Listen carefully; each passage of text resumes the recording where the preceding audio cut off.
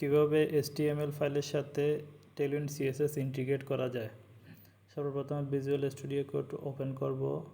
Visual studio code open করার পরে ওখান থেকে একটি ফোল্ডার তৈরি করব। ফোল্ডার তৈরি করার পরে নাম দিব টেলউইন্ড CSS।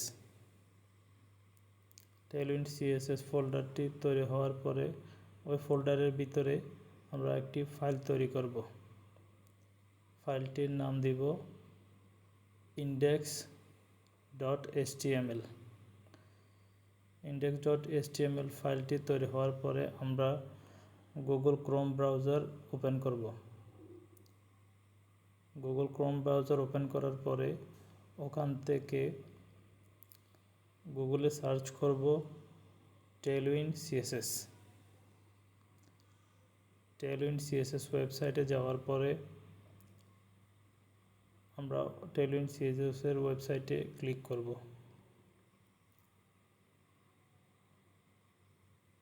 টেলউইন্ড CSS ওয়েবসাইটে ক্লিক করার পরে আমরা ওখান থেকে গেট স্টার্টেডে যাব। গেট স্টার্টেডে যাওয়ার পরে প্লে CDN অপশনে ক্লিক করব। প্লে CDN অপশনে ক্লিক করার পরে ওখান থেকে CDN লিঙ্ক সহ HTML ফাইল স্ট্রাকচারটা আমরা কপি করব। কপি করার পরে ওখান থেকে ভিজুয়াল স্টুডিও কোড ফাইলে গিয়ে আমরা পেস্ট করে দিব। এবার টেলউইন্ড CSS ফাইলটি কাজ করছে কিনা কিভাবে বুঝবো? ওকে ফাইলের উপরে রাইট ক্লিক করে open with live server. Open with live সার্ভারে গিয়ে দেখব টেলউইন্ড CSS ঠিকভাবে কাজ করছে। আর একটু পরীক্ষা করার জন্য আমরা টেলউইন্ডের একটি ক্লাস অ্যাড করে দেখব।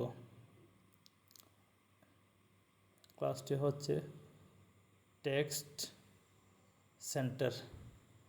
টেক্সট সেন্টার দিলে টেক্সটটি সেন্টার পজিশনে চলে গেছে।